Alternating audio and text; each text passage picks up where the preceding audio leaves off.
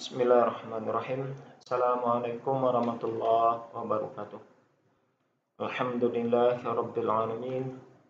Wassalatu wassalamu ala asyrafil anbiya'i wal mursalin wa ala alihi wa sahbihi rasulillahi ajmain. Rabbi shrah li sadri wa yassir li amri wahlul 'uqdatam min lisani yafqahu qawli. Alhamdulillah, puji syukur kita ucapkan kehadirat Allah Subhanahu wa taala. Allah yang Maha Pengasih lagi Maha Penyayang, yang Maha Esa, yang Maha Tunggal, yang Maha Ahad, yang tidak pernah beranak dan tidak pernah diperanakkan, lam yalid walam yulad, dan tidak ada serupa atau semisal dengannya, laisa kamitslihi syai'. Salawat dan salam kepada Nabi Allah Muhammad sallallahu alaihi wasallam. Allahumma shalli ala Muhammad wa ala ali Muhammad. Uswatun hasanah buat kita semua, contoh suri tauladan hidup buat seluruh umat manusia. Ya, baik saudara, kita berjumpa kembali berbincang berkaitan tentang hal-hal yang masih berkenaan dengan ibadah Ramadan yang kita laksanakan.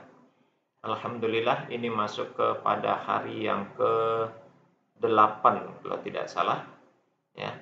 Ini masuk kepada hari yang ke-8.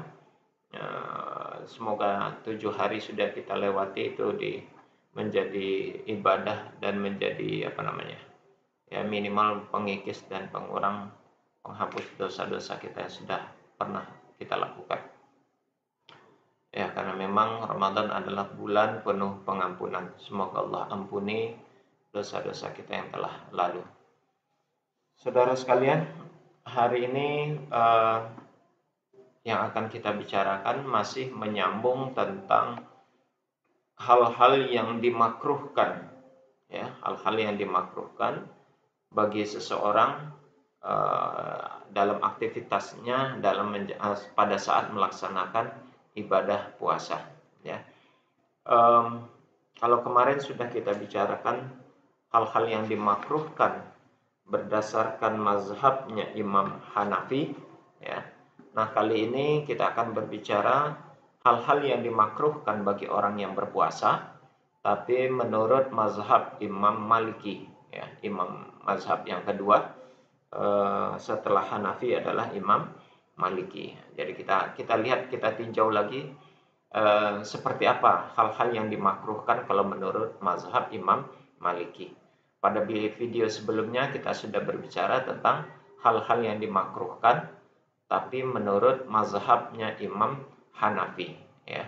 Sekarang menurut Imam Maliki. Cukup banyak saudara hal-hal yang dimakruhkan dalam mazhab Maliki ini bagi orang yang sedang melakukan ibadah puasa. Ada beberapa hal yang makruh hukumnya bila dia lakukan hal itu. Makruh dalam konteks ini adalah, ya, sebagaimana yang kita sampaikan pada video sebelumnya, pengertian dari makruh itu simpelnya atau makna singkatnya adalah sesuatu yang sebaiknya tidak dilakukan, ya. Sebaiknya jangan dilakukan. Jadi tidak melakukan jauh lebih baik ketimbang melakukannya, karena ini faktornya adalah faktor antisipasi, ya, mengantisipasi agar ibadah puasa tidak batal oleh karenanya, ya, gitu ya. Maka sebaiknya hal ini tidak dilakukan bagi orang-orang yang sedang berpuasa. Ya, langsung saja pada mazhab Imam Maliki ini, saudara, ada beberapa hal yang dimakruhkan bagi seseorang sedang melaksanakan ibadah saum Ramadan atau ibadah puasa, baik puasa wajib maupun puasa sunnah sebetulnya. Ya, karena ini momentumnya adalah ibadah puasa Ramadan, maka kita kaitkan dengan pelaksanaan ibadah Ramadan. Yang pertama yang dihukum makruh menurut mazhabnya Imam Maliki, pertama, memasukkan segala bentuk benda yang basah, ya, benda yang basah ke dalam rongga mulut, baik itu ada rasa maupun tidak ada rasa, ya. Sekali lagi, memasukkan sesuatu yang basah. Basah itu tidak mesti air, ya. Bisa jadi kain tapi ya memang terkena air, ya tidak mesti harus tegukan air, kata-kata basah di sini ya. Bisa jadi melalui kain yang basah juga, dimasukkan ke dalam mulut.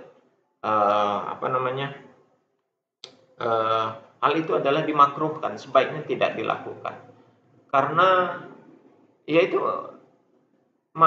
minimal bisa menghilangkan dahaga, minimal bisa mengurangi dahaga meski dia tidak tertelan atau tidak sampai kepada tenggorokan.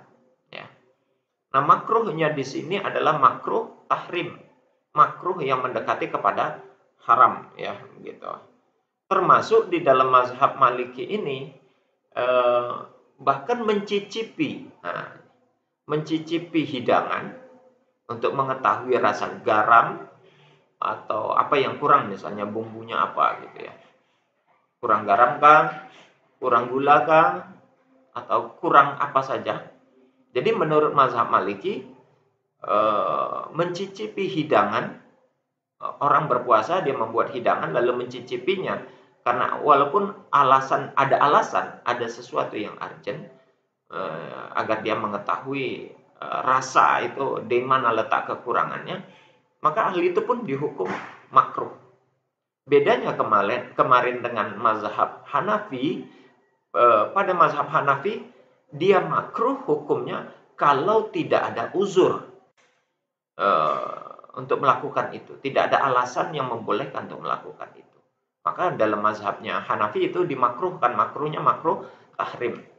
Tapi kalau seandainya ada alasan untuk melakukan itu, untuk mengetahui rasanya supaya nanti tidak kurang ini, tidak kurang itu, maka dibolehkan menurut mazhab Hanafi. Sedangkan pada mazhab Maliki, mau ada alasan atau tidak ada alasan, hukumnya adalah tetap makruh tahrim.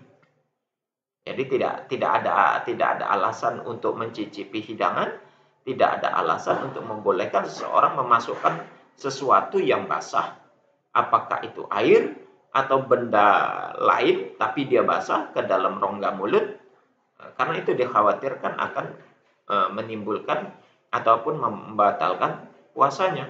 Ya, minimal disebabkan karena ada menghilangkan rasa dahaga pada dirinya sendiri. Nah, maka bagi Imam Maliki di sini tidak ada alasan, tidak boleh melakukan memasukkan benda yang basah ataupun mencicipi hidangan, itu tidak diperbolehkan, ataupun sebaiknya jangan dilakukan karena memang hukumnya adalah makruhnya kepada makruh tahrim, itu mazhab Maliki.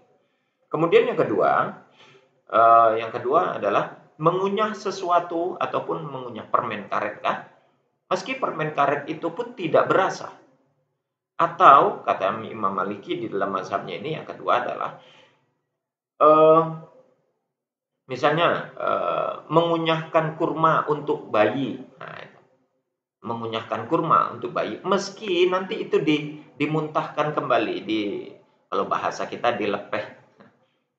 Apa itu dilepeh, itu bahasa Indonesianya apa ya, nggak tahu. Pokoknya dibuang kembali lah, tidak sampai tertelan. Meskipun tidak tertelan, menurut mazhabnya Maliki tidak boleh. Ya, hukumnya makruh gitu loh. Sebaiknya jangan dilakukan itu, karena khawatir sekali lagi ada beberapa yang tertelan, dan andai saja masuk ke dalam tenggorokan sampai kepada tertelan meski sedikit saja, maka orang itu batal puasanya dan dia wajib mengqadha. Itu menurut mazhab Maliki. Kemudian yang ketiga, mendatangi istri meski di balik kain. Ya, mendatangi istri maksudnya di sini adalah dengan niat mungkin berjumbu, memeluknya, ataupun dengan unsur ada syahwat. Ya, bahkan di dalam mazhab Maliki ini memandang saja belum tidak menyentuhnya, memandang istri tapi ada niat dengan didorong oleh rasa syahwat, itu pun saja sudah makruh hukumnya. Gitu ya. Itu sudah makruh hukumnya. Karena itu bisa dikhawatirkan, apalagi ya khawatirkan itu bisa mengeluarkan sperma atau minimal mengeluarkan madzi. Madzi tahu ya saudara, yang madzi itu adalah cairan bening kental yang keluar pada kemaluan seseorang ketika syahwat datang pada dirinya. Itu madzi namanya, ya. Itu ada mani, ada madzi, ada wadhi. ada 3 zat cair yang mirip begitu ya. Miripnya itu karena memang sama-sama bening dan kental gitu ya. Dan yaitu ada mani, ada madzi, ada wadi, ada air seni. Nah, atau kencing, air kencing. Nah, semuanya itu terhitung najis gitu ya. Nah, dikhawatirkan orang yang memandang dengan diiringi oleh rasa syahwat itu akan mengeluarkan mungkin salah satu dari di antara yang 3 tadi. Dan yang lebih dikhawatirkan kepada yang 2 antara mani dengan madzi. Maka menurut mazhabnya Maliki memandang istri dengan dorongan syahwat atau membayangkan ya, di dalam mazhab ini dijelaskan memandang dengan ada niat dan dorongan membayangkan syahwat dengan membayangkan dengan adanya syahwat dan membayangkan untuk melakukan jima, maka dia itu dimakruhkan hukumnya bagi orang yang sedang berpuasa gitu ya. Kemudian yang selanjutnya memakai wangi-wangian dan mencium aroma pada saat sedang berpuasa. Jadi mencium sesuatu parfum mungkin. Nah, itu makruh. Menurut mazhabnya Maliki makruh. Sengaja dengan mencium wangi-wangian, mencium aroma dengan sengaja ke hidungnya, lalu menikmati itu, lalu dia mencium terasa aroma itu, maka itu hukumnya makruh begitu ya. Kemudian yang berikutnya yang kelima, puasa wisal. Puasa wisal kemarin sudah kita bicarakan di mazhab Hanafi juga hal itu dilarang atau dimakruhkan. Puasa wisal itu puasa yang mungkin yang tidak melaksanakan buka dalam 2 hari berturut-turut atau 3 hari kalau dia kuat gitu ya. Jadi puasa 2 hari 2 malam misalnya atau 3 hari 3 malam yang tanpa ada memasukkan makanan sedikit pun pada saat berbuka. Jadi hari ini puasa, masuk pada waktu buka dia tidak berbuka, dia tidak makan sampai lanjut besok puasanya nyambung lagi. Nah, itu puasa wisal. Itu hukumnya makruh karena ya bahagian dari menganiaya diri sendiri. Nah, maka itu hukumnya makruh. Sekali lagi di dalam mazhab Hanafi ini sama seperti mazhab Hanafi dan mazhab Maliki itu sama begitu ya, tidak berbeda. Kemudian berkumur-kumur dan menghirup air dari hidung. Jadi di dalam mazhab ini itu hukumnya makruh, sebaiknya tidak dilakukan. Ya, tidak dilakukan ketika berwudu orang berkumur-kumur atau memasukkan air ke dalam rongga hidung atau disebut dengan istilah fikih dengan istilah istinsak. Nah, jadi tidak boleh istinsak dan tidak boleh berkumur-kumur, dijauhi. Hukumnya makruh gitu ya, makruh. Kalau di dalam mazhabnya Hanafi kemarin ini tidak disentuh, tidak disinggung, tidak ada dibahas. Wallahu alam, Imam Hanafi berkaitan dengan berkumur-kumur ataupun beristinsak di dalam berwudu itu, dia tidak mengambil satu kebijakan apakah itu dibolehkan atau tidak begitu ya. Yang jelas di dalam mazhabnya Maliki hal itu hukumnya dimakruhkan, berkumur-kumur ataupun istinsak. Istinsak itu sekali lagi saudara memasukkan air ke dalam rongga hidung. Itu yang keenam. Yang ketujuh, mengobati gigi. Nah, ini obat gigi. Ada gigi yang sakit ketika ketika bulan Ramadan. Nah, mengobati gigi itu entah menambalkah atau segala macam, itu hukumnya makruh menurut mazhab Maliki, kecuali kalau seandainya tidak dilakukan pengobatan pada saat dia berpuasa itu, maka dikhawatirkan akan menjadi lebih parah nantinya ya. Mungkin terasa sakit giginya pagi hari. Nah, kalau seandainya tidak menimbulkan sesuatu hal yang lebih lebih membuat sesuatu yang lebih parah lagi kalau tidak diobati, maka mengobati di hari itu, di pagi itu saat dia berpuasa itu hukumnya makruh. Tapi kalau seandainya dibiarkan, ya, dibiarkan ternyata nanti dikhawatirkan lebih parah lagi nanti akibatnya, resikonya, maka itu hukumnya makruh tanzih. Makruhnya mendekati kepada boleh. Tapi kalau seandainya tidak ada menimbulkan hal yang lebih parah lagi, maka hukumnya makruh tahrim. Nah, itu jadi terbagi kepada dua di dalam hal ini. Makruh yang berlaku bagi orang yang akan mengobati giginya. Kemudian yang selanjutnya, yang ke-8 di sini, saudara, dalam mazhab Maliki, hal yang dimakruhkan lagi kepada orang yang sedang berpuasa melakukan adalah tidur siang, ya. Terlalu banyak tidur siang, terlalu lama tidur siang. Nah, ini. Itu hukumnya adalah makruh. Ya. Puasa bukan menjadi satu penyebab orang untuk bermalas-malasan. Ya, dalam pendapat ini Maliki mengatakan puasa bukan dijadikan alasan orang untuk tidak beraktivitas. Ya, maka kata Imam Maliki berdasarkan alasan tersebut, orang yang terlalu banyak tidur di siang hari maka hukumnya makruh. Kalau ditanya makruhnya kepada apa, adalah makruh tahrim, ya, karena itu bisa menyebabkan ya, pertama, ya tidak bermakna ibadah puasa yang dia lakukan itu tidak ada makna dan tidak ada aktivitas. Itu hal yang menyebabkan mengabaikan daripada aktivitas sendiri di dalam diri, dan itu juga bisa menimbulkan ya lemas, malas dan segala macam. Maka menurut mazhab Maliki, orang yang terlalu banyak tidur di siang hari di dalam dia sedang melaksanakan ibadah puasa, maka hukumnya adalah makruh.